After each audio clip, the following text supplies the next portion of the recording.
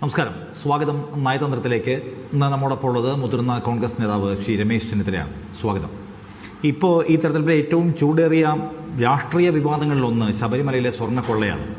അതിൽ ശബരിമലയിലെ തന്ത്രി പ്രതിയാണ് എന്ന് കണ്ടെത്തുകയും അദ്ദേഹത്തെ അറസ്റ്റ് ചെയ്യുകയും ചെയ്തിരിക്കുന്നത് ഇപ്പോൾ ഹൈക്കോടതി നിയോഗിച്ചിട്ടുള്ള പ്രത്യേക അന്വേഷണ സംഘം.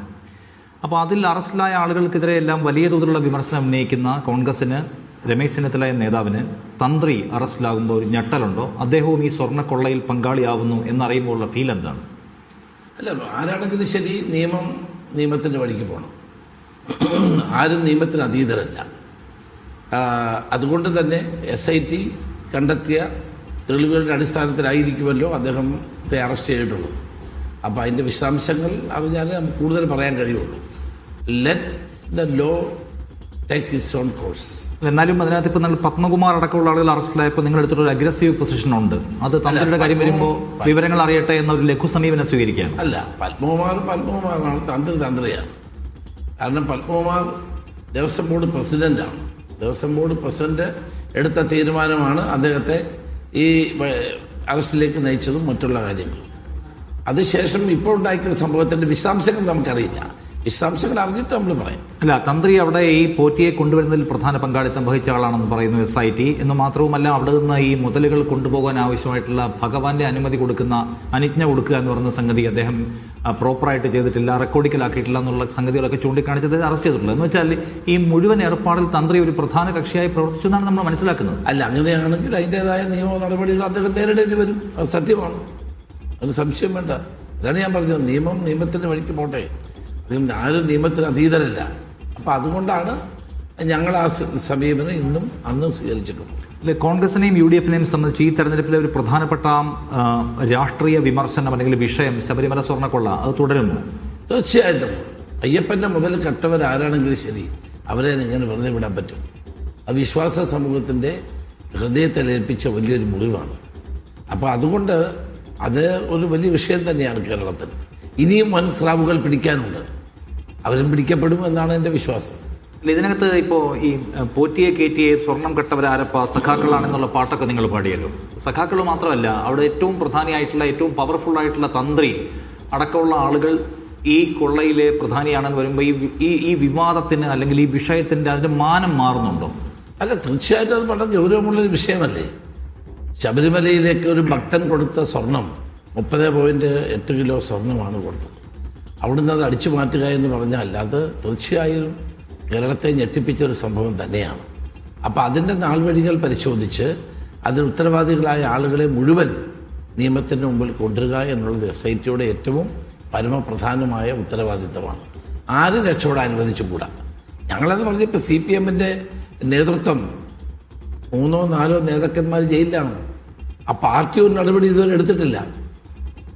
സമാനമായ കേസുകളിൽ ഞങ്ങൾ നടപടി എടുത്തിട്ടുണ്ട് പല കാര്യങ്ങളിലും. CPM ഇപ്പോഴും അവരെ സംരക്ഷിക്കുകയാണ്, മുഖ്യമന്ത്രി സംരക്ഷിക്കുകയാണ്, പാർട്ടി സെക്രട്ടറി സംരക്ഷിക്കുകയാണ്. എന്തുകൊണ്ട് പാർട്ടി ഇതൊരു നടപടി എടുക്കുന്നില്ല? അതൊരു പ്രധാനപ്പെട്ട കാര്യമല്ലേ. SIT കണ്ടെത്തിയതിൻ്റെ അടിസ്ഥാനത്തിൽ ആ പാർട്ടിയുടെ ഉന്നതരായ 3-4 നേതാക്കന്മാർ ജയിലിൽ കിടക്കുകയാണ്. എന്നിട്ട് എന്തുകൊണ്ടാണ് ഇവർ പാർട്ടി നടപടി എടുക്കാത്തത്? അപ്പോഴതിൻ്റെ അർത്ഥം പാർട്ടിയും ഗവൺമെൻറ്റും ഈ ആളുകളെ സംരക്ഷിക്കുന്നു എന്നുള്ളതാണ്. അതുകൊണ്ട് ഗൗരവമുള്ള വിഷയമാണ്. ഇപ്പോൾ ഇതിനകത്ത് CPI-മാർ തന്നെ പറയുന്ന ഒരു പ്രധാനപ്പെട്ട കാര്യം, ഇപ്പോൾ നോക്കൂ, തന്ത്രിയാണ് ഇതിലെ പ്രധാനി എന്ന വിവരം പുറത്തു വന്നിരിക്കുന്നു. തന്ത്രി എടുത്തിട്ടുള്ള ഒരു തീരുമാനം എന്ന് പറയുമ്പോൾ തന്ത്രി അവിടുത്തെ ഏറ്റവും പ്രധാനിയായിട്ടുള്ള ആളാണ്.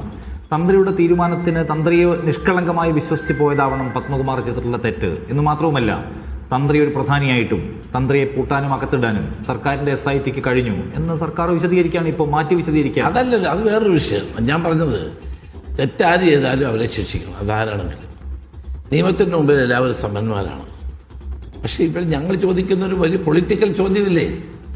4 CPM നേതാക്കന്മാർ സ്വർണ്ണ കൊള്ളയുമായി ബന്ധപ്പെട്ട് ജയിലിൽ കിടക്കുകയാണ്. അത് പാർട്ടി എന്തുകൊണ്ട് നടപടി എടുക്കുന്നില്ല? അവരുടെ പേരിൽ പാർട്ടി നടപടി എടുത്താൽ കൂടുതൽ കാര്യങ്ങൾ അവർ വിളിച്ചു പറയുമെന്ന് ഭയപ്പെട്ടിട്ടാണോ? അതിന് CPM പറഞ്ഞൊരു ആ ചോദ്യം ഒരു പ്രസക്തമായ ചോദ്യം, വളരെ പ്രധാനപ്പെട്ടതാണ്. അപ്പോൾ തന്നെ CPM പറയുന്നത് എന്താണ് പത്മകുമാർ ചെയ്ത് തെറ്റ് എന്ന് മനസ്സിലാവണം. അദ്ദേഹം ഈ സ്വർണ്ണക്കൊള്ളയിൽ പങ്കാളിയാണോ, കണ്ടിട്ടും മിണ്ടാതിരുന്നതാണോ, അതോ ദേവസ്വം ബോർഡ് പ്രസിഡന്റ് എന്ന പദവിയിൽ ഇരുന്നതിന്റെ ധാർമ്മികമായ ഉത്തരവാദിത്തമാണോ? ഇതിൽ വ്യക്തത വരാതെ ഞങ്ങൾ അങ്ങനെ ഒരു നടപടി എടുക്കില്ല. വ്യക്തത ഉള്ളത് കൊണ്ടാണല്ലോ അദ്ദേഹത്തെ അറസ്റ്റ് ചെയ്ത് ജയിലിലാക്കുക. അദ്ദേഹത്തിന് ജാമ്യാപേക്ഷയ്ക്ക് എത്ര തവണ ജാമ്യാപേക്ഷ ഫയൽ ചെയ്തു? ഒരു കോടതിയും ജാമ്യം കൊടുക്കുന്നില്ല. എന്താണ് കാര്യം? ഈ കേസ് അത്ര പ്രബലമായതുകൊണ്ടാണ്, അദ്ദേഹത്തിൻ്റെ ഇൻവോൾവ്മെൻറ്റ് വളരെ ശക്തമായതുകൊണ്ടാണ്. എല്ലാ കോടതിയും നിഷേധിച്ചില്ലേ? അതുപോലെ തന്നെ മറ്റൊരാളുടെ പരാമർശം നീക്കണമെന്ന് സുപ്രീം കോടതിയിൽ പോയി, മറ്റൊരു മെമ്പറുടെ, അത് സുപ്രീം കോടതി തള്ളി. അപ്പം കേസിന് ആധാരമായ വസ്തുതകൾ ശക്തമായതുകൊണ്ടാണ് ഇവർക്ക് എത്രയോ നാളുകളായി ജാമ്യം കിട്ടാത്തത്. ആ ജാമ്യം നിഷേധിച്ചുകൊണ്ട് കോടതികൾ പറഞ്ഞ കാര്യങ്ങൾ പരിശോധിച്ചാൽ മതി ഇവരെ പാർട്ടിയിൽ നിന്ന് പുറത്താക്കാൻ. ശരി, ഞാൻ ഈ വിഷയത്തിൽ അവസാനത്തെ ചോദിക്കുകയാണ്. അപ്പം നിങ്ങൾ ഒരു രാഷ്ട്രീയ മുദ്രാവാക്യമായിട്ട് തന്നെ ഈ പ്രശ്നം ഉയർത്തുമ്പോൾ അതിൽ പത്മകുമാറിന്റെ നേതൃത്വത്തിൽ CPM-കാർ കട്ടു എന്ന സ്ലോഗനിൽ ഒരു ചെറിയ ഒരു ചേഞ്ച് വരുത്തുമോ? അതായത് പത്മകുമാറും തന്ത്രിയും ചേർന്ന് മോഷ്ടിക്കുകയാണ് എന്ന് വിശ്വാസികളോട് പറയാനായിരിക്കുമോ ഇനി ശ്രമിക്കുക? അല്ല, തന്ത്രിയെ മാത്രമല്ല, ഇനി മന്ത്രിയും കൂടെ വരാറുണ്ട്. അതാണ് ഞങ്ങൾ പറയാൻ പോകും. വലിയ തിമിംഗലങ്ങൾ ഇനിയും കിടപ്പുണ്ട്, അതെല്ലാം പുറത്തു വരുമെന്നാണ് എൻ്റെ വിശ്വാസം. ശരി, ഞാൻ ഇനി കുറച്ച് രമേശ് ചെന്നിത്തല പൊളിറ്റിക്സിലേക്ക് വന്നാലേ, ഇപ്പോൾ ഇതിന് മുൻപ് ഇപ്പോൾ ഒരു തെരഞ്ഞെടുപ്പിലേക്ക് നിങ്ങൾ പോവുകയാണെങ്കിൽ നിങ്ങൾക്ക് തദ്ദേശ തെരഞ്ഞെടുപ്പിൽ ജയിച്ചതിൻ്റെ വലിയ കോൺഫിഡൻസ് ഉണ്ട്, അധികാരത്തിൽ തിരികെ വരാൻ കഴിയുന്ന ആത്മവിശ്വാസമുണ്ട്. രമേശ് ചെന്നിത്തല എന്ന് പറയുന്ന നേതാവ് ഞാൻ മുഖ്യമന്ത്രിയാകാൻ ആഗ്രഹിച്ച ഒരാളാണ്, പക്ഷേ എനിക്കതിന് ഇപ്പോൾ കഴിഞ്ഞിട്ടില്ല എന്നതുകൊണ്ട് ഞാൻ എൻ്റെ ആശ കൈവിട്ടിട്ടില്ല, ഞാൻ ആ ആഗ്രഹവുമായിട്ട് മുന്നോട്ട് തന്നെ പോവുകയാണെന്ന് കുട്ടികളുമായി സംവദിക്കുമ്പോൾ എടുത്ത് പറഞ്ഞത് ഞാൻ കണ്ടു. ആ ആഗ്രഹവുമായിട്ട് തന്നെയാണോ ഇപ്പോഴും മുന്നോട്ട് പോകുന്നത്? ആ ആഗ്രഹവും മോഹവും താങ്കളെ ഇപ്പോഴും വല്ലാതെ ആവേശിക്കുന്നുണ്ടോ? അത് ഞാൻ കുട്ടികളെ മോട്ടിവേറ്റ് ചെയ്യാൻ വേണ്ടി പറഞ്ഞൊരു കാര്യമാണ്. എൻ്റെ പാർട്ടിയാണ് തീരുമാനിക്കേണ്ടത് ഞാൻ എന്ത് ചെയ്യണോ. എൻ്റെ പാർട്ടി എന്ത് തീരുമാനിച്ചാലും അതിനെ ശിരസാ വഹിച്ചുകൊണ്ട് ഞാൻ മുന്നോട്ട് പോകും. അല്ല, കുട്ടികളെ മോട്ടിവേറ്റ് ചെയ്യാൻ പറയുമ്പോൾ തന്നെ താങ്കൾ പബ്ലിക്കിനോടാണ് പറയുന്നത്. അല്ല, പബ്ലിക്കിനോടല്ല, ആരോ ഒരാൾ ചോർത്തിയെടുത്ത് കൊടുത്തത്. അല്ലേ, ഞാൻ ചോദിക്കുന്നത്, ഇപ്പോൾ ആഗ്രഹങ്ങൾ എല്ലാവർക്കും ഉണ്ടാകുമല്ലോ, പക്ഷെ പാർട്ടിയാണ് തീരുമാനമെടുക്കുക. ആഗ്രഹങ്ങളുണ്ട് എന്ന് പറയാൻ താങ്കൾക്ക് മടിയുണ്ടോ? അല്ല, പാർട്ടി തീരുമാനിക്കട്ടെ എന്താണെന്നുള്ളത്. പിന്നെ നമ്മളൊക്കെ രാഷ്ട്രീയത്തിൽ നമ്മൾ പ്രവർത്തിക്കുമ്പോൾ നമ്മൾക്ക് ജനങ്ങളുടെ ഇടയിൽ പ്രവർത്തിക്കാൻ നമുക്ക് സ്ഥാനമാനങ്ങൾ വേണ്ടി വരും, സ്വാഭാവികമാണ്. അല്ലാണ്ട് നമ്മളാരും നിഷ്കാമ കർമ്മമൊന്നും അല്ലല്ലോ ആരും ചെയ്തുകൊണ്ടിരിക്കുന്നു. പക്ഷേ ഞങ്ങളെ സംബന്ധിച്ചിടത്തോളം ഞങ്ങളുടെ പാർട്ടി എടുക്കുന്ന ഏത് തീരുമാനവും ശിരസാ വഹിക്കാൻ ഞാൻ ഉണ്ടാകും. ഈ പാർലമെന്ററി രാഷ്ട്രീയത്തിൽ പ്രവർത്തിക്കുമ്പോൾ അധികാര സ്ഥാനങ്ങൾ ആഗ്രഹിക്കുകയും അതുകൊണ്ട് ജനങ്ങൾക്ക് ഗുണം ചെയ്യാനുള്ള ഒരു ലക്ഷ്യമൊക്കെ നമുക്കുണ്ടെന്ന് പറയുമ്പോൾ രമേശ് ചെന്നിത്തല കേരളത്തിലെ ഏറ്റവും സീനിയർ മോസ്റ്റ് ആയിട്ടുള്ള കോൺഗ്രസ് ലീഡറാണ്. അപ്പോൾ അദ്ദേഹത്തിന്റെ സ്ഥാനമാനം എന്നത് കേവലമായ ഒരു MLA പദവിയോ ഒരു ക്യാബിനറ്റ് മെമ്പർഷിപ്പോ അല്ല. അതിനപ്പുറം അദ്ദേഹം മുഖ്യമന്ത്രിയാകുമെന്ന് വിചാരിക്കുന്ന ആളുകൾ അദ്ദേഹത്തിന്റെ ഒപ്പം തന്നെ ഉണ്ടല്ലോ. ഞാൻ ചോദിക്കുന്നത്, ഇനി പാർട്ടി ഏത് തീരുമാനം എടുത്താലും മുഖ്യമന്ത്രി പദത്തിന് താൻ അർഹനാണ് എന്ന് വിചാരിക്കുന്ന ആളാണ് താങ്കൾ? അതൊക്കെ നമ്മുടെ പാർട്ടി വിലയിരുത്തി ചെയ്യട്ടെ. നമ്മളിപ്പം സ്ഥാനമാനങ്ങളുടെ പിന്നാലെ നടക്കുക എന്നുള്ളതല്ലല്ലോ. പാർട്ടി അതൊക്കെ യുക്തമായ സമയത്ത് യുക്തമായ തീരുമാനം എടുക്കും. അപ്പോൾ അതിനകത്ത് ഒരു കൺഫ്യൂഷൻ ഉണ്ടാക്കുന്നുണ്ടോ നിങ്ങൾ തന്നെ? അതായത് കേരളത്തിൽ ആരാണ് മുഖ്യമന്ത്രിയാകാൻ പോകുന്നത്? അപ്പോൾ നിങ്ങളെക്കുറിച്ചുള്ള ഏറ്റവും വലിയ ആക്ഷേപമായിട്ട് ഇപ്പോൾ CPIM-കാരും ലെഫ്റ്റും പറയുന്ന ഒന്ന്, അവിടെ 6 or 7 മുഖ്യമന്ത്രി സ്ഥാനാർത്ഥികളാണ്, അവർക്ക് തന്നെ വലിയ അടി വരാൻ പോവുകയാണ്. ഒരു സ്റ്റേബിൾ ഗവൺമെന്റിനെ ആഗ്രഹിക്കുന്ന ആൾക്കാരും അവർക്ക് വോട്ട് ചെയ്യാൻ പോകുന്നില്ല എന്നാണ്. നമുക്ക് ഇപ്പോൾ രമേശ് ചെന്നിത്തല ആയിരിക്കും മുഖ്യമന്ത്രി, VD സതീശനായിരിക്കും മുഖ്യമന്ത്രി, KC വേണുഗോപാൽ ആയിരിക്കും മുഖ്യമന്ത്രി എന്നൊക്കെയുള്ള കഥ കാര്യമായിട്ടുണ്ടല്ലോ. അപ്പോൾ ഒരു ആശയക്കുഴപ്പം നിലനിൽക്കട്ടെ എന്ന് നിങ്ങളങ്ങ് വിചാരിക്കുകയാണോ? ഒരു ആശയക്കുഴപ്പമില്ല. ഞങ്ങളുടെ പാർട്ടി നേതൃത്വം ഞങ്ങളെല്ലാം ഡൽഹിയിൽ വിളിച്ചു, ഞങ്ങളോടെല്ലാം സംസാരിച്ചു, ഒറ്റയ്ക്കും കൂട്ടായും സംസാരിച്ചു. അതിനുശേഷം ലോക്സഭയിലെ പ്രതിപക്ഷ നേതാവ് രാഹുൽ ഗാന്ധിയും കോൺഗ്രസ് പ്രസിഡന്റും വളരെ വ്യക്തമായി പറഞ്ഞു, ആദ്യത്തെ ലക്ഷ്യം തെരഞ്ഞെടുപ്പിൽ ജയിക്കുക. ജയിച്ചു കഴിഞ്ഞിട്ട് കോൺഗ്രസ് ഹൈക്കമാൻഡ് ആരാണ് മുഖ്യമന്ത്രി എന്നുള്ളത് തീരുമാനിക്കും. അത് ഞങ്ങളെല്ലാവരും ഏകണ്ഠമായി അംഗീകരിച്ച കാര്യമാണ്, ഒരു തർക്കവുമില്ല. ഞങ്ങളുടെ പാർട്ടിയിൽ ഇതിനൊക്കെ യോഗ്യരായ ധാരാളം ആളുകൾ ഉണ്ടെന്നുള്ളത് സത്യമാണ്. CPM-നകത്ത് അങ്ങനെ ആരെങ്കിലും പറഞ്ഞാൽ അവൻ്റെ കഥ അന്ന് കഴിയുകയാണ്.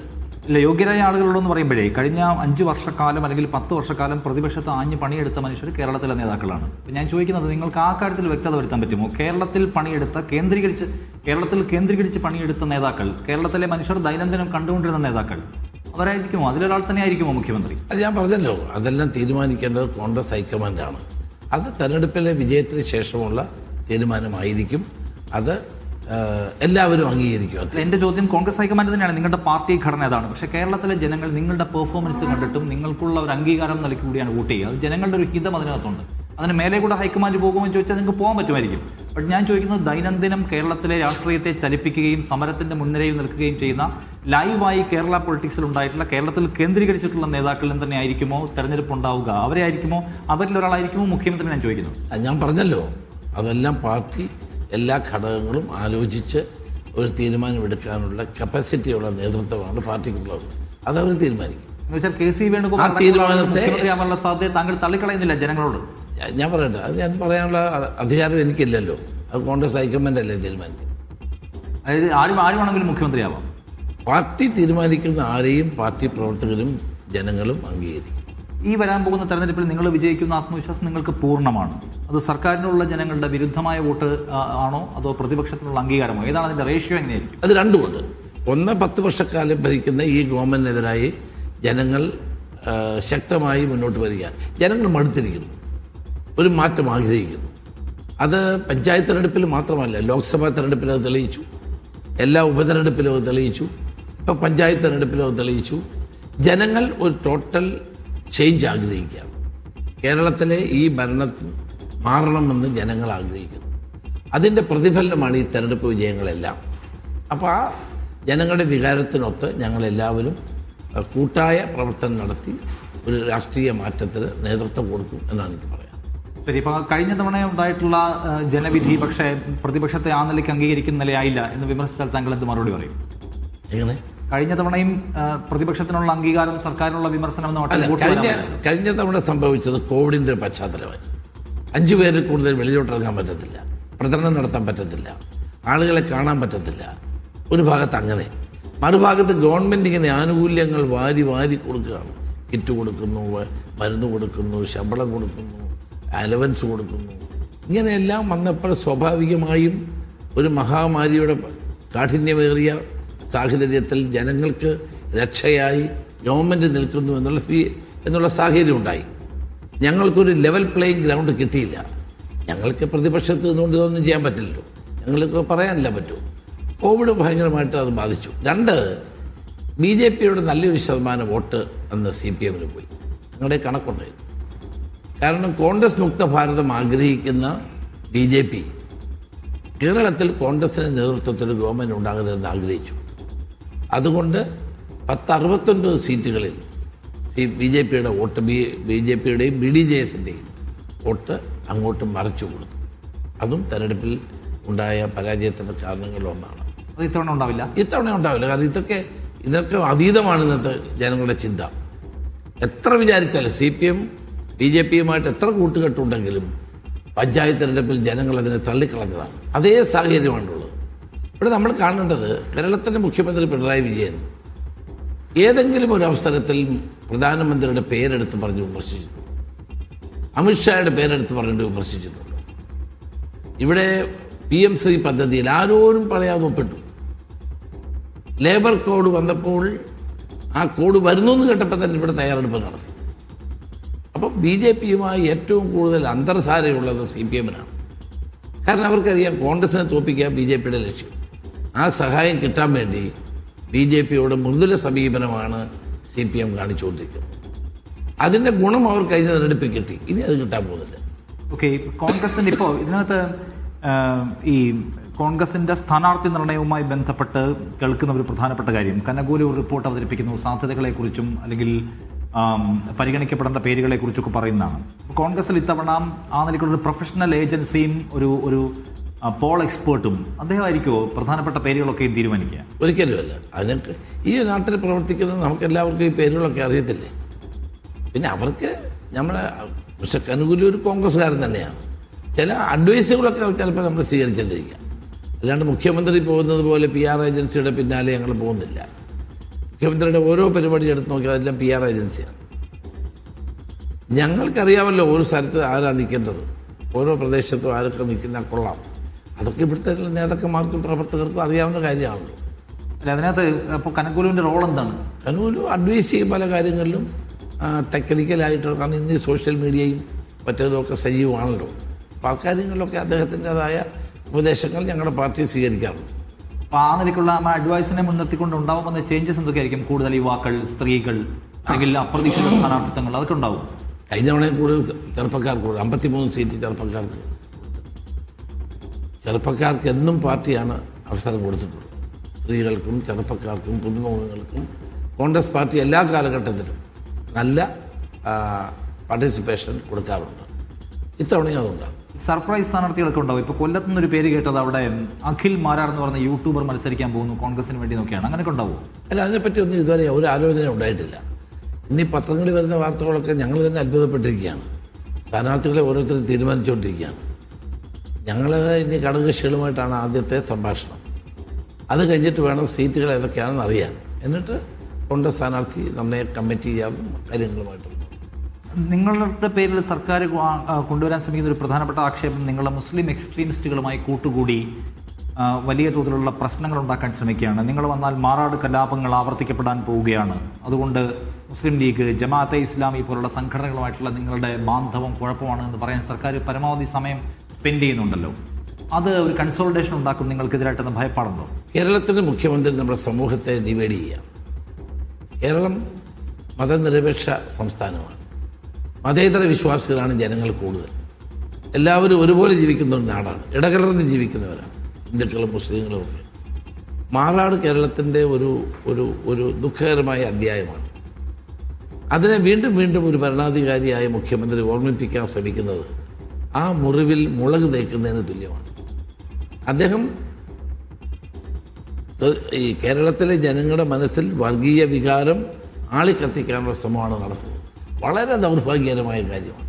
ഒരിക്കലും ഒരു മുഖ്യമന്ത്രി ചെയ്യാൻ പാടില്ലാത്തതാണ്. കഴിഞ്ഞ ഉമ്മൻചാണ്ടി ഗവൺമെൻറ് ഞാൻ ആഭ്യന്തരമന്ത്രിയായിരുന്നു. ഏത് കലാപം ഉണ്ടായേ? കേരളത്തിൽ ഏത് കലാപം ഉണ്ടായേ? ഏത് പ്രശ്നമാണ് ഉണ്ടായേ? ഇന്ന് നിങ്ങൾ വൈകുന്നേരം 10 മണിക്ക് എല്ലാ ന്യൂസ് ചാനലും എടുത്തു നോക്കിയാൽ ക്രൈം സ്റ്റോറികൾ വരുന്നുണ്ട്. കേരളത്തിൽ ഇതുപോലെ ക്രൈം ഉണ്ടാകുന്ന ഒരു കാലം ഉണ്ടായിട്ടുണ്ടോ? ഇവിടെ കലാപങ്ങളും പ്രശ്നങ്ങളും ഉണ്ടാകുന്നത് സമാനമായ സാഹചര്യം കേരളത്തിൽ ഉണ്ടാകുന്നുണ്ട്. അതിനെ നിയന്ത്രിക്കാൻ മുഖ്യമന്ത്രി കഴിയുന്നുണ്ടോ? മദ്യവും മയക്കുമരുന്നും ഒഴുകുകയാണ്. നിയന്ത്രിക്കാൻ മുഖ്യമന്ത്രി കഴിയുന്നുണ്ടോ? ആളുകളെ വെട്ടിക്കൊല്ലുകയാണ്. അമ്മയെ മകൻ വെട്ടിക്കൊല്ലുന്നു, മകൻ അച്ഛനെ വെട്ടിക്കൊല്ലുന്നു. ഇതെല്ലാം ഈ പ്രബുദ്ധ കേരളത്തിൽ നടക്കുകയാണ്. അപ്പോൾ ഇതൊന്നും നിയന്ത്രിക്കാനോ ജനങ്ങളെ നല്ല വഴിയിലൂടെ നയിക്കാനോ ഗവൺമെൻറ് കഴിയുന്നില്ല. മുഖ്യമന്ത്രി വളരെ ബോധപൂർവം ഭൂരിപക്ഷ വർഗീയതയെ ആളിക്കത്തിക്കാൻ ശ്രമിക്കുകയാണ്. കഴിഞ്ഞ പാർലമെൻറ്റ് തിരഞ്ഞെടുപ്പിൽ അദ്ദേഹം ആകെ സംസാരിച്ചത് CAA പറ്റിയാണ്. പക്ഷേ ജനങ്ങൾ കേന്ദ്രത്തിൽ UDF അല്ലെങ്കിൽ കേന്ദ്രത്തിൽ ഇന്ത്യ മുന്നണി വരാൻ വേണ്ടി ജനങ്ങൾ രാഹുൽ ഗാന്ധിയുടെ കരങ്ങൾക്ക് ശക്തി കൊടുക്കാൻ ഇവിടെ 18 സീറ്റ് ഞങ്ങൾക്ക് തന്നു. അന്ന് മുതൽ മുഖ്യമന്ത്രി മുസ്ലിം മതന്യൂനപക്ഷങ്ങൾക്കെതിരെ സംസാരിക്കുകയാണ്. അപ്പോഴാണ് അദ്ദേഹത്തിന് ആഗോള അയ്യപ്പ സംഗമത്തെ പറ്റി ഓർമ്മ വന്നത്. ആഗോള അയ്യപ്പ സംഗമം നടത്തുന്നു. അതിനകത്ത് എല്ലാ ഹിന്ദു സംഘടനകളെയും വിളിക്കുന്നു. അപ്പോൾ ഇനിയും മതന്യൂനപക്ഷങ്ങൾ വേണ്ട, ഭൂരിപക്ഷം മാത്രം മതി എന്ന നിലപാടാണ് ഇപ്പോൾ അദ്ദേഹം കൈക്കൊണ്ടുകൊണ്ടിരിക്കുന്നത്. അതിൻ്റെ പ്രതിഫലനമാണ് മാറാട് ഓർമ്മിപ്പിക്കുന്നത്. AK ബാലൻ എന്താ പറഞ്ഞ്? UDF ഗവൺമെൻറ് വന്നാൽ ഇവിടെ ജമാഅത്തെ ഇസ്ലാമി ആഭ്യന്തര വകുപ്പ് കൈകാര്യം ചെയ്യും. എന്താ പറയുന്നത്? എന്താണ് നമ്മുടെ നാട്ടിൽ നടക്കുന്നത്? മുഖ്യമന്ത്രി അതിനെ അനുകൂലിച്ചു, പാർട്ടി സെക്രട്ടറി എതിർത്തു. എത്ര വളരെ മോശമായ ഒരു പ്രതികരണമാണ് AK ബാലനെ പോലെ സീനിയറായ ഒരു CPM നേതാവിൻ്റെ ഭാഗത്തുനിന്നുണ്ടായത്. അങ്ങനെ ഏതെങ്കിലും കാലത്ത് ഉണ്ടായിട്ടുണ്ടോ? ശരി, ഇപ്പോൾ സർക്കാരിനെ താങ്കൾ ആ നിലയ്ക്ക് വിമർശിക്കുകയാണ്. സർക്കാർ വർഗീയ വിഭജനത്തിന് ശ്രമിക്കുന്നു, മാറാട് കലാപം ഓർമ്മിക്കുക പോലെയുള്ള പാതകങ്ങൾ കേരളത്തോട് ചെയ്യുന്നുവെന്ന്. അതേസംഗതി ഏറ്റവും നന്നായി ചെയ്യുന്ന ഒരാളാണല്ലോ SNDP യോഗത്തിന്റെ ജനറൽ സെക്രട്ടറി പദവിയിലിരിക്കുന്ന വെള്ളാപ്പള്ളി നടേശൻ. ആ വെള്ളാപ്പള്ളി നടേശനോട് പക്ഷേ താങ്കൾ ഈ സമീപനം, കടുത്ത സമീപനം എടുക്കാതെ മൃദുവായി പറയുകയാണല്ലോ. കഴിഞ്ഞ ദിവസം താങ്കൾ പറഞ്ഞു വെള്ളാപ്പള്ളി ഞാൻ കാറിൽ കയറ്റും, വെള്ളാപ്പള്ളിയോട് എനിക്ക് വ്യക്തിപരമായ ആ നിലയ്ക്കുള്ള പ്രശ്നമൊന്നുമില്ലാന്ന്. പക്ഷെ വെള്ളാപ്പള്ളി മാറാട് കലാപം ഓർമ്മിപ്പിച്ച് വർത്താനം പറഞ്ഞ ആളാണ്. ഇപ്പോൾ നമ്മളിരിക്കുന്നത് മലപ്പുറം ജില്ലയിലാണ്. മലപ്പുറം ജില്ലയിലെ മനുഷ്യരെയും പ്രത്യേകിച്ച് ഇവിടുത്തെ മുസ്ലിം മൈനോറിറ്റിയെയും കമ്മ്യൂണിറ്റിയെയും കുറിച്ച് വലിയ തോതിലുള്ള വംശീയ നുണകൾ പറഞ്ഞിട്ടുള്ള ആളാണ്. അദ്ദേഹത്തോട് താങ്കൾക്ക് ഈ കർക്കശ സമീപനം ഇല്ലേ? ഞാനത് പറഞ്ഞത് എന്നോട് ചോദ്യം ചോദിച്ചത് നിങ്ങളുടെ കാറിൽ കയറ്റു. ഞാൻ പറയും എൻ്റെ കാറിൽ എല്ലാവരും കയറും. എനിക്ക് പോലും ഇരിക്കാൻ പലപ്പോഴും സ്ഥലം കിട്ടുന്നില്ല. ഉമ്മൻചാണ്ടി ആണെങ്കിലും അങ്ങനെയാണ്, എല്ലാവരും കൂടെ കാറിൽ കയറും. ഉമ്മൻചാണ്ടിക്ക് ഇരിക്കാൻ സ്ഥലം കിട്ടത്തില്ല. പക്ഷേ കേരളത്തിലെ മുഖ്യമന്ത്രി അങ്ങനെയല്ല. അദ്ദേഹം ആ കാറിനകത്ത് ഒരു മന്ത്രിയെ പോലും കയറ്റത്തില്ല, ഒരാളിനെയും കയറ്റിയിട്ടില്ല. അങ്ങനെയുള്ള ഒരാൾ ശ്രീ വെള്ളാപ്പള്ളി നടേശനെ കയറ്റിയപ്പോൾ ഒരു മെസ്സേജ് അതിലുണ്ട് എന്നാണ് ഞാൻ പറഞ്ഞത്. അല്ലാണ്ട് ഞാൻ എൻ്റെ ഇപ്പം അവരെ കാറിൽ കയറ്റുകൊണ്ട് അല്ല, ഇത് പറയട്ടെ, ഞാൻ പറഞ്ഞു കേട്ട് എല്ലാ ദിവസവും ഞാൻ അവരെ കാറിൽ കയറ്റി നടക്കുന്നല്ല പറയുന്നത്. നമ്മുടെ കാറിൽ ആർക്കും കയറാം. മജീദ് ഉണ്ടല്ലോ ഇവിടെ, എല്ലാവരും എൻ്റെ കാറിൽ കയറുന്ന ആളല്ലേ. ഞാൻ ആരും വേണ്ടെന്ന് പറയാറില്ല. Let me complete. ആഭ്യന്തരമന്ത്രി ആയിരുന്ന കാലത്ത് എൻ്റെ കാറിൽ ആളുകൾ കയറാറുണ്ട്. എൻ്റെ കാറിൽ ഒരാൾ കയറിയെന്ന് വിചാരിച്ച് ചായക്ക് പ്രത്യേക ഒരു ആനുകൂല്യം കിട്ടാൻ പോകുന്നില്ല. ഇവിടെ വന്നത് എന്താണ്? ശ്രീ വെള്ളാപ്പള്ളി നടേശൻ മാൻഹോളുമായി ബന്ധപ്പെട്ടിരുന്നൊരു പരാമർശം ഞാൻ ആഭ്യന്തരമന്ത്രിയായിരുന്ന കാലത്ത് നടത്തി, ഓർമ്മയുണ്ടോ? അന്ന് നൗഷാദിൻ്റെ ഇഷ്യൂ. അന്ന് അദ്ദേഹത്തിനെതിരെ കേസെടുക്കാൻ ധൈര്യം കാണിച്ച ഒരു ആഭ്യന്തരമന്ത്രിയായിരുന്നു ഞാൻ. അത് നിങ്ങളാരും മറക്കരുത്. അന്ന് മാൻഹോളിൽപ്പെട്ട നൗഷാദുമായി ബന്ധപ്പെട്ട അദ്ദേഹത്തിൻ്റെ പരാമർശത്തിനെതിരെ ഏറ്റവും ശക്തമായ നിലപാട് സ്വീകരിക്കുകയും FIR ഇടുകയും കേസെടുക്കുകയും ചെയ്ത ആഭ്യന്തരമന്ത്രിയായിരുന്നു ഞാൻ. ഇപ്പം അദ്ദേഹം എപ്പോൾ കണ്ടാലും എന്നോട് ഇത് തന്നെ പറഞ്ഞോണ്ടി, ഞാൻ എൻ്റെ പേര് കേസെടുത്തു എന്നാൽ അദ്ദേഹം എപ്പോഴും എന്നെ പറ്റി പരാതി പറയുകയും ചെയ്യുമായിരുന്നു. പക്ഷേ ഓരോരുത്തർക്കും ഓരോ സ്വഭാവമുണ്ടല്ലോ. ഞാൻ കേരളത്തിലെ മത നേതാക്കന്മാർ, ഏത് മത സമുദായ നേതാക്കന്മാരുണ്ടെങ്കിലും അവരോടൊക്കെ എനിക്ക് നല്ല സമീപനമാണ്. അത് മുസ്ലിം മത പണ്ഡിതന്മാരാണെങ്കിലും ഹിന്ദു മത പണ്ഡിതന്മാരാണെങ്കിലും ക്രൈസ്തവ മത ബിഷപ്പന്മാരാണെങ്കിലും എല്ലാവരോടും എനിക്ക് എൻ്റെതായ നല്ല ബന്ധമാണ്. അല്ല, ശ്രീ രമേശ് ചെന്നിത്തല, ഞാൻ ചോദിക്കുന്നത്, അന്ന് താങ്കൾ കേസെടുത്തു, അന്ന് പിണറായി വിജയൻ കേരള തൊഗാഡിയ എന്ന് വെള്ളാപ്പള്ളിയെ വിളിച്ചു, അന്ന് നിങ്ങൾക്ക് എല്ലാവർക്കും കാർക്കശ്യ സമീപനം ഉണ്ടായിരുന്നു. ആ തൊഗാഡിയുടെ സ്ഥിതി വലിയ കഷ്ടമാണ് ഈ മോഡി വന്ന ശേഷം. അല്ല, ഞാൻ ചോദിക്കുന്നത്, അന്ന് കേരള തൊഗാഡിയ എന്ന് വെള്ളാപ്പള്ളി നടേശനെ പിണറായി വിജയൻ വിളിച്ചിട്ടുണ്ട്. എവിടെ വിളിച്ചത്? അന്ന് 10 വർഷം മുമ്പ്. ഒന്നും വിളിച്ചിട്ട് 10 വർഷം മുമ്പ് വിളിച്ചത് താങ്കൾ കേസെടുക്കുകയും ചെയ്തു. അന്ന് നിങ്ങൾക്കെല്ലാം കാർക്കശ്യ സമീപനം ഉണ്ടായിരുന്നു. ഇന്ന് നിങ്ങൾ എല്ലാവരും വെള്ളാപ്പള്ളിക്ക് വംശീയത പറയാൻ അരുനിന്ന് കൊടുക്കുന്നു എന്നൊരു പ്രശ്നമില്ലേ? ഈ തൊഗാഡിയെ പറ്റി പറഞ്ഞാൽ തൊഗാഡിയെ പേടിച്ചപ്പോൾ വീട്ടിന് വെളിയെ, മോഡിയെ പേടിച്ച് വീട്ടിന് വെളിയെ ഇറങ്ങത്തില്ല. ഞാൻ ഗുജറാത്തിൽ ചാർജ് ഉണ്ടായിരുന്ന കാലത്ത് ഈ തൊഗാഡിയെ പറ്റി അന്വേഷിച്ചു. മോഡിയെ പേടിച്ച് തൊഗാഡിയേക്ക് വെളിയിറങ്ങാൻ പറ്റാത്ത കാലമാണിത്. ഞാൻ ചോദിക്കുന്നത് വീണ്ടും, താങ്കളുടെ സഹപ്രവർത്തകരെ, സുഹൃത്തുക്കളെ കാറിൽ കയറ്റും, അത് നിങ്ങളുടെ കോൺഗ്രസ്സുകാരുടെ പൊളിറ്റിക്കൽ സമീപനത്തിന്റെ ഭാഗമാണ്. ഉമ്മൻചാണ്ടിയുടെ കാറിലും രമേശ് ചെന്നിത്തല കാറിലും ഒക്കെ സഹപ്രവർത്തകരായിട്ടുള്ള ആളും സഹനേതാക്കളും കയറും. അതുപോലെയല്ല, നമ്മളിരിക്കുന്നത് മലപ്പുറത്താണ്. മലപ്പുറത്തെ മനുഷ്യർ മറ്റുള്ളവരെ ജീവിക്കാൻ സമ്മതിക്കാത്ത വർഗീയവാദികളാണ്. നമ്മളാരും അതിനോട് യോജിച്ചിട്ടില്ല. മലപ്പുറത്തെ ജനങ്ങൾക്ക് അങ്ങനെ വികാരവുമില്ല. തികഞ്ഞ മതേതരവാദികളായ ജനങ്ങളാണ് മലപ്പുറത്തുള്ളത്. രമേശ് ചെന്നിത്തല, ഞാൻ ചോദിക്കുന്നത് മലപ്പുറത്തേക്കാരെ കുറിച്ചുള്ള നിങ്ങളുടെ അഭിപ്രായമല്ല, വെള്ളാപ്പള്ളി നടേശനെ കുറിച്ചുള്ള നിങ്ങളുടെ അഭിപ്രായം. അദ്ദേഹം വർഗീയ പ്രചാരകനായി മാറിയോ എന്നാണ്. അത് പറയാൻ നിങ്ങൾ എല്ലാവരും ഞാൻ ആരും അങ്ങനെ സർട്ടിഫിക്കറ്റ് കൊടുക്കാനൊന്നും ഞാൻ ആഗ്രഹിക്കുന്നില്ല. പിന്നെ നിങ്ങൾ ആഗ്രഹിക്കുന്ന പോലെ മറുപടി എനിക്ക് പറയാൻ പറ്റും. താങ്കൾ പിണറായി വിജയൻ ഒരു വർഗീയത പ്രചരിപ്പിക്കുന്ന ആളാണെന്ന് പറയാൻ മടിക്കില്ല. വല്ല സംശയമുണ്ടോ? കേരളത്തിന്റെ മുഖ്യമന്ത്രി സ്ഥാനത്തിരുന്നു കൊണ്ട് ജാതിയും മതത്തിന്റെയും അടിസ്ഥാനത്തിൽ ജനങ്ങളെ ഭിന്നിപ്പിക്കാൻ പാടില്ലാത്തതാണ്. ആളുകൾക്കൊക്കെ എന്ത് പറയാം. കേരള മുഖ്യമന്ത്രി എന്ന് പറഞ്ഞാൽ കേരളത്തിലെ ജനങ്ങളുടെ മുഖ്യമന്ത്രിയാണ്. ആ സ്ഥാനത്തിരിക്കുന്ന ആൾ ഒരിക്കലും വർഗീയമായ ചേരിതിരിവിന് നേതൃത്വം കൊടുക്കാൻ പാടില്ല. ഒരു തവണ ഭൂരിപക്ഷ വർഗീയത ഉപയോഗിക്കുക, മറുഭാഗത്ത് ന്യൂനപക്ഷ വർഗീയത ഉപയോഗിക്കുക. ഇതെന്ന് CPM ചെയ്യുന്നതാണ്, എല്ലാ കാലത്തും ചെയ്യുന്നതാണ്. ന്യൂനപക്ഷ വർഗീയതയെ സർക്കാർ എപ്പോഴാണ് ഉപയോഗിച്ചത്? എല്ലാ കാലത്തും. അബ്ദുൽ നാസർ മദനിക്ക് വേണ്ടി 3 മണിക്കൂർ നേരം പൊന്നാനിയിൽ ആ സ്റ്റേജിൽ കുത്തിയിരുന്ന ആളാണ് ഈ മുഖ്യമന്ത്രി. EMS പറഞ്ഞെന്താ, മദനി മഹാത്മാഗാന്ധിയാണെന്ന് പറഞ്ഞു. ഒറ്റപ്പാലം ഇതൊന്നും എന്നെ കൊണ്ട് പറയിക്കരുത്. പഴയ കാര്യങ്ങളായിരുന്നു. മുഖ്യമന്ത്രി പഴയ കാര്യങ്ങൾ പറഞ്ഞത് കൊണ്ടാണ് ഇന്നലെ പത്രസമ്മേളനത്തിൽ ഞാനിതെല്ലാം പറഞ്ഞത്. എല്ലാ കാലഘട്ടത്തിലും സദാം ഹുസൈനെ തൂക്കിലിട്ടതിൻ്റെ ഒരു ജില്ലാ പഞ്ചായത്ത് ജയിച്ച ആളുകളാണ്. അപ്പോൾ ഇതൊക്കെ എല്ലാ കാലത്തും സദാം ഹുസൈനെ പിന്തുണയ്ക്കൽ ന്യൂനപക്ഷ എല്ലാ കാലഘട്ടങ്ങളിലും ന്യൂനപക്ഷ വർഗീയതയെയും ഭൂരിപക്ഷ വർഗീയതയും തരാതരം പോലെ ഉപയോഗിക്കുന്ന ഒരു രാഷ്ട്രീയ പാർട്ടിയാണ് CPM. കോൺഗ്രസ് എന്നും മതേതര നിലപാടുകളെ സ്വീകരിച്ചിട്ടുള്ളൂ. ഞങ്ങൾ മതേതര നിലപാടുകൾക്കാണ് എന്നും മുൻതൂക്കം കൊടുത്തിട്ടുള്ളത്. ശരി, ഞാൻ ഈ പോയിന്റിൽ ഒരു ചോദ്യം കൂടി ചോദിക്കാം. നമ്മളിരിക്കുന്നത് മലപ്പുറം ജില്ലയിലാണ്. മലപ്പുറം ജില്ലയിലെ മുസ്ലിങ്ങൾ മറ്റു മതക്കാരെ ജീവിക്കാൻ അനുവദിക്കാത്ത വർഗീയവാദികളാണ് എന്ന് ആവർത്തിച്ച് പറഞ്ഞുകൊണ്ടിരിക്കുകയും മാറാടാവർത്തിക്കും UDF വന്നാലെന്ന 4 നൂറ്റാണ്ട് മുമ്പ് നാം മറന്നു കളഞ്ഞ ഒരു സംഗതിയെ വീണ്ടും കൊണ്ടുവരികയും ചെയ്യുകയാണ് വെള്ളാപ്പള്ളി നടേശൻ. ആ വെള്ളാപ്പള്ളി നടേശനെ തള്ളിക്കളയാൻ, ഷാർപ്പായ വാചകങ്ങളിലൂടെ തള്ളിക്കളയാൻ തയ്യാറാവാത്തത് വഴി ഇവിടുത്തെ മൈനോറിറ്റിയുടെ ഒരു വൈകാരികതയെ നിങ്ങൾ എല്ലാവരും കൂടി പുച്ഛിക്കാൻ. ഒരു വൈകാരികതയും ആരും ഇവിടെ പുച്ഛിക്കുന്നില്ല. അതിനൊക്കെ ശക്തമായ മറുപടി തന്നെ ഞങ്ങൾ കൊടുത്തിട്ടുണ്ട്. ഞങ്ങൾ ആരും ഒരു വർഗീയതയും പ്രോത്സാഹിപ്പിക്കുന്നില്ല. നാട്ടിൽ വർഗീയ വികാരങ്ങൾ ഇളക്കുന്ന പ്രസ്താവനകൾ ആര് നടത്തിയാലും അത് ശരിയല്ല എന്ന നിലപാടാണ് ഞങ്ങൾക്ക് എന്നുമുള്ളത്.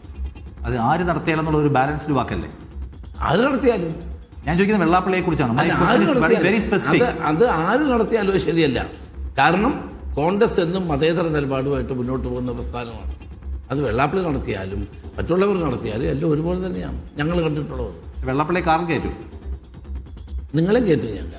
ഞാനും വെള്ളാപ്പള്ളി ഒരുപോലെ, ഞാൻ വർഗീയത പറയാറില്ല. അല്ല, അത് വേറെ അർത്ഥത്തിൽ ഞാൻ പറഞ്ഞത്. അല്ല, അപ്പോഴും ഞാൻ ചോദിക്കുന്നത് വെള്ളാപ്പള്ളിയെ കാറിൽ കയറ്റുന്ന മുഖ്യമന്ത്രി ചെയ്യുന്ന ഒരു ക്വസ്റ്റ്യനേ ഉള്ളൂ. ഞാൻ ഇതിൽ ആവർത്തിക്കുന്നത്, ഇതിൽ നിൽക്കുന്നില്ല ഞാൻ. മുഖ്യമന്ത്രി വെള്ളാപ്പള്ളിയെ കാറിൽ കയറ്റുന്ന ഒരു മെസ്സേജാണെന്ന് പറഞ്ഞാൽ വെള്ളാപ്പള്ളി വംശീയത പറഞ്ഞുകൊണ്ടിരിക്കുന്നതാണ്. അയാളെ കാറിൽ കയറ്റുന്ന ഒരു മെസ്സേജാണ്, തെറ്റായ മെസ്സേജാണ്. സോ വെള്ളാപ്പള്ളിയെ താങ്കൾ കാറിൽ കയറ്റിയാലും അതൊരു തെറ്റായ മെസ്സേജ് ആവും. ഞാൻ മറുപടി പറഞ്ഞതല്ലേ എപ്പോഴും ചോദിച്ചത്. ശരി, താങ്കൾ അതിൽ നിന്ന് ഓക്കെ, അത് അവസാനിപ്പിക്കാനാകും. ഞാൻ നെക്സ്റ്റ് ഒരു ക്വസ്റ്റ്യൻ. നിങ്ങൾ എല്ലാ സാമൂഹിക വിഭാഗങ്ങളെയും ഒരുമിപ്പിക്കാൻ ആഗ്രഹിക്കുന്നു, UDFന്റെ ഒരു പ്ലാറ്റ്ഫോമിലേക്ക് കൊണ്ടുവരാൻ ആഗ്രഹിക്കുന്നു എന്ന് പറയുന്നു. അതിൽ തന്നെ കോട്ടയത്തുള്ള മീൻസ് മധ്യ കേരളത്തിലെ മാണി സാറിൻ്റെ പാർട്ടിയുടെ സ്വാഭാവികമായിട്ടുള്ള ഒരു എന്താണ് തിരിച്ചുവരവ് എല്ലാവരും പ്രതീക്ഷിച്ചു, പല രാഷ്ട്രീയ നിരീക്ഷിക്കുന്ന ആളുകൾ പ്രതീക്ഷിച്ചു. പക്ഷെ അതിൽ നിങ്ങൾക്ക് പാളിയോ, അവർ വരുന്നില്ല. അവരിപ്പോൾ ഒരു 3 മേഖലാ ജാഥകൾ ഒന്നിൽ ജോസ് കെ മാണി LDFന് വേണ്ടി പ്രചാരണം നടത്താൻ പോവുകയാണ്. അല്ല, അവർ LDFിൽ അവൻ്റെ ഭാഗം തന്നെയാണ്. അവർ LDFിൽ നിന്നിട്ടും പഞ്ചായത്ത് തെരഞ്ഞെടുപ്പിൽ ഞങ്ങൾക്ക് വൻപിച്ച മുന്നേറ്റം ആ മേഖലകളിലൊക്കെ ഉണ്ടായി. ഇടുക്കി, കോട്ടയം, പത്തനംതിട്ട, എറണാകുളം ഈ മേഖലകളിൽ അവർ LDFിനോടൊപ്പം നിന്നിട്ടും UDF വൻപിച്ച മുന്നേറ്റം ഉണ്ടാക്കി. അതുകൊണ്ട് അവർ വരുന്നെങ്കിൽ വരട്ടെ, അല്ലാണ്ട് ഞങ്ങളിപ്പോൾ ആരുടെയും പിന്നാലെ നടക്കാനൊന്നുമില്ല. അതായത് ജോസ് കെ മാണിയുടെ പാർട്ടി, മാണി സാറിൻ്റെ പാർട്ടി UDFനെ സംബന്ധിച്ചൊരു അനിവാര്യത അല്ല ഇപ്പോൾ. അല്ല, ഇപ്പം അവർ വരുന്നെങ്കിൽ തീർച്ചയായിട്ടും സ്വാഗതം ചെയ്യും. അല്ലാണ്ട് പിന്നെ ഇപ്പം നമ്മൾ കഴിഞ്ഞ അവർ വേറൊരു മുന്നണി നിൽക്കുകയല്ലേ. അപ്പം നമുക്ക് അവരിങ്ങോട്ട് വരണമെന്ന് നിർബന്ധിക്കാനൊന്നും പറ്റില്ലല്ലോ. അത് അവർ തീരുമാനിക്കും. KCM ഇല്ലെങ്കിലും നിങ്ങൾ ജയിക്കും, തീർച്ചയായിട്ടും ജയിക്കും. വരേണ്ടത് അവരുടെ ആവശ്യമാണ്. വരേണ്ടത് അവരുടെ ആവശ്യമാണ്, വന്നാൽ സ്വീകരിക്കേണ്ടത് ഞങ്ങളുടെ ആവശ്യമാണ്. ഓക്കെ, ഇപ്പം മുന്നണി വിപുലീകരണത്തിന്റെ സാധ്യത ജോസ് കെ മാണി, അത് കഴിഞ്ഞാൽ പിന്നെ ഇല്ല, ഇനിയില്ല, ഇനി വേറെ പാർട്ടികളുടെ സാധ്യതയുണ്ട്. അല്ല, നിങ്ങൾ മനസ്സിലാക്കണം, ഞങ്ങൾ മുന്നണി വിപുലീകരണം എന്ന് പറയുന്നത് ഒരു പാർട്ടി മാത്രമല്ല. സമൂഹത്തിൽ നിലനിൽക്കുന്ന വിവിധ ജനവിഭാഗങ്ങൾ, വ്യക്തികൾ, സാമൂഹ്യ പ്രസ്ഥാനങ്ങൾ, അവരെയെല്ലാം UDFനോടൊപ്പം ചേർക്കുക എന്നുള്ളതാണ് നമ്മുടെ ലക്ഷ്യം. അത് ഈ പഞ്ചായത്ത് തിരഞ്ഞെടുപ്പിലും പാർലമെൻറ്റ് തിരഞ്ഞെടുപ്പിലും ഞങ്ങളത് നല്ല നിലയിൽ തന്നെ അത് ചെയ്തു. അപ്പം ജനങ്ങൾക്ക് UDFനോടാണ് ഇപ്പോൾ പ്രതിബദ്ധത, പ്രതീക്ഷ. അപ്പോൾ അതുകൊണ്ട് എല്ലാ വിഭാഗം ജനങ്ങളെയും ഒരുമിച്ചാണ് നിരത്തുന്ന ഒരു പ്രവർത്തനത്തിലാണ് ഞങ്ങൾ നേതൃത്വം കൊടുക്കുന്നത്. ഈ കഴിഞ്ഞ 5 വർഷക്കാലത്തെ പ്രതിപക്ഷത്തിന്റെ പ്രവർത്തനത്തെ താങ്കളൊന്ന് ഓഡിറ്റ് ചെയ്താൽ, ഞാൻ കുറച്ച് സ്പെസിഫിക് ആയിട്ട് പ്രതിപക്ഷ നേതാവ് എന്ന് VD സതീശൻ അതിന്റെ തലപ്പത്തിരിക്കുകയാണ്. നിങ്ങളെല്ലാവരും കളക്റ്റീവ് ലീഡർഷിപ്പ് ആണെന്ന് പറയുമ്പോഴും സതീശന്റെ ഒരു പെർഫോമൻസിനെ, ഇലക്ഷനിൽ അദ്ദേഹം കാണിക്കുന്ന ഒരു ക്രാഫ്റ്റ്മാൻഷിപ്പിനെ എങ്ങനെയാണ് വിലയിരുത്തുന്നത്? നല്ല പെർഫോമൻസാണ്, ഒരു സംശയവും. ഓക്കെ, ആ നിലയ്ക്കുള്ള അതിന്റെ ഒരു ഇപ്പം ഞാൻ ചോദിക്കുന്നത്, ഇപ്പോൾ സർക്കാർ തന്നെ നോക്കൂ, പുനർജനി കേസിൽ അദ്ദേഹത്തിനെതിരെ വീണ്ടും ആ കേസ് എടുത്തുകൊണ്ട് വരികയാണ്. പക്ഷേ അദ്ദേഹത്തെ കേസിൽ ഫ്രെയിം ചെയ്യാനും ആ ഷാഡോയിൽ നിർത്താനും ശ്രമിക്കുന്നു. എന്നുവെച്ചാൽ CPM തന്നെയും കാണുന്നത് VD സതീശനാണ് നമ്മൾ തടയേണ്ട ഒരു ശക്തി എന്ന് കാണുന്നത്. അല്ല, അത് CPMന്റെ ഒരു സ്ഥിര ശൈലിയാണ്. കഴിഞ്ഞ ഞാൻ പ്രതിപക്ഷ നേതാവായിരുന്നപ്പോൾ ഇതുപോലൊരു കേസ് ഞാൻ അറിഞ്ഞിട്ട് പോലുമുള്ള കേസല്ല, ടൈറ്റാനിയം കേസ് എന്ന് പറഞ്ഞു. ഞാനൊന്നും മന്ത്രിയല്ല, ഒന്നുമല്ല. അപ്പോൾ അത് CBIക്ക് വിട്ടായിരുന്നു. തെരഞ്ഞെടുപ്പിന് ഇതവർ സ്ഥിരം ചെയ്യുന്നതാണ്. മാത്രമല്ല, എൻ്റെ പേരിൽ 9-ഓ 10-ഓ വിജിലൻസ് അന്വേഷണം ഉണ്ടായിരുന്നു. ഞാൻ നിയമസഭയിൽ തന്നെ പറഞ്ഞു, ധൈര്യമുണ്ടോ മുഖ്യമന്ത്രിക്ക് എൻ്റെ പേരിലുള്ള ഈ അന്വേഷണത്തിൽ ഏതെങ്കിലും ഒന്നിൽ FIR ഇടാൻ? ഇതുവരെ ഇട്ടിട്ടില്ല, കേസ് അവിടെ പോയി. അപ്പോൾ എല്ലാ കാലഘട്ടത്തിലും പ്രതിപക്ഷത്ത് നിന്നുകൊണ്ട് സർക്കാരിനെതിരെ ജനങ്ങളുടെ മുമ്പിൽ തുറന്നു കാട്ടുന്ന, പോരാടുന്ന നേതാക്കന്മാർക്കെതിരെ കേസെടുക്കുന്ന ഇവരുടെ ഒരു സ്ഥിരം ശൈലിയാണ്. അതിൻ്റെ ഭാഗമാണ് ഈ പുനർജനി കേസ്. ഒന്നും സംഭവിക്കാൻ പോകുന്നില്ല. ഈ കേസ് വെറും ഒരു ഓലപ്പമ്പാണ്. അടുത്ത മുഖ്യമന്ത്രിയാവാൻ സാധ്യതയുള്ള ആളെ ഷെയ്ഡിലാക്കുക, നിഴലിലാക്കുക എന്നാണോ CPMന്റെ ഉദ്ദേശം? അത് എപ്പോഴും ഇങ്ങനെയാണ് ചെയ്യുന്നത്. എല്ലാവർക്കും എതിരായിട്ട് ഇതുപോലെ ചെയ്യും, സ്ഥിരമായി ചെയ്യും. എൻ്റെ പേരിലെടുത്ത CBI കേസ് എവിടെയാണെന്ന് എനിക്ക് തന്നെ അറിയുന്നില്ല. അപ്പോൾ ഇതിങ്ങനെ സ്ഥിരം ചെയ്യുന്ന ഒരു പരിപാടിയാണ്. ഇതൊക്കെ ഓലപ്പടക്കമാണ്, ഇതൊന്നും പൊട്ടാൻ പോകുന്നില്ല. ഒരു കാര്യം കൂടി, ഇപ്പം VD സതീശൻ ഇപ്പോൾ അദ്ദേഹത്തിൻ്റെ മുഖ്യമന്ത്രിയാകുമെന്ന് ചോദ്യത്തിന് അദ്ദേഹത്തിന് ആഗ്രഹമുണ്ടെന്ന് തുറന്നു പറയുകയും, എന്നാൽ മാറി നിൽക്കേണ്ടി വന്നാൽ ഒരു മടിയുമില്ലാതെ ഞാൻ മാറി നിൽക്കുകയും ചെയ്യും, ആ ത്യാഗത്തിന് തയ്യാർ. തെരഞ്ഞെടുപ്പ് റിസൾട്ടിന് മുമ്പ് അദ്ദേഹം പറയുന്നത്, ജയിച്ചാൽ അതിൻ്റെ ക്രെഡിറ്റ് പാർട്ടിക്ക് മുഴുവൻ, തോറ്റാൽ ഞാൻ ഒറ്റയ്ക്കെടുക്കാമെന്നാണ്. ഈ മാറി നിൽക്കാമെന്ന് പറയുന്ന ത്യാഗ മനോഭാവം താങ്കൾ പ്രകടിപ്പിക്കുന്നുവോ? അത് ഞങ്ങൾ എല്ലാവരും പ്രകടിപ്പിക്കുകയല്ലേ. ഞങ്ങളുടെ പാർട്ടി ഏത് തീരുമാനിച്ചാലും ഞങ്ങൾ ശിരസാ വഹിക്കും, തർക്കമില്ല. കോൺഗ്രസ് ഒരു വലിയ പാർട്ടിയല്ലേ. ഈ പാർട്ടിക്കകത്ത് പാർട്ടി നേതൃത്വം എടുക്കുന്ന തീരുമാനങ്ങൾ എല്ലാവരും എടുക്കും. എന്നെ പ്രതിപക്ഷ നേതാവ് സ്ഥാനത്തോട് മാറ്റി ഒരു കരിയിലാണെങ്കിൽ ഇവിടെ ഞാൻ പ്രതിഷേധിച്ചോ? ഞാൻ പാർട്ടിയോടൊപ്പം നിൽക്കുകയല്ലേ. 5 വർഷം എനിക്കൊരു പോസ്റ്റും ഇല്ല. ഞാൻ ജനങ്ങളുടെ മുമ്പ് ഇടയിൽ ഞാൻ പ്രവർത്തിക്കുകയല്ലേ. അതാണ് കോൺഗ്രസ്, അതാണ് കോൺഗ്രസ്സുകാരൻ ചെയ്യേണ്ടത്. അത് ഞങ്ങളെല്ലാവരും ചെയ്യും. കോൺഗ്രസിനകത്ത് ഇപ്പോൾ ഈ പറയുന്ന പോലെ ഗ്രൂപ്പുകളുടെ MLA മാർ, ആ ബ്ലോക്കുകൾ തുടങ്ങിയ സംഗതികൾ സമ്പൂർണ്ണമായും ഇല്ലാതായോ? ഇപ്പം ഗ്രൂപ്പില്ല, കോൺഗ്രസ് ഒരു ഗ്രൂപ്പും ഇല്ല. ആ നിലയ്ക്കുള്ള ഒരു ലോബിയിങ് നടക്കുന്നില്ല. പൂർണ്ണമായും ഹൈക്കമാൻഡാണ് മെറിറ്റ് അടിസ്ഥാനത്തിൽ തീരുമാനിക്കുക.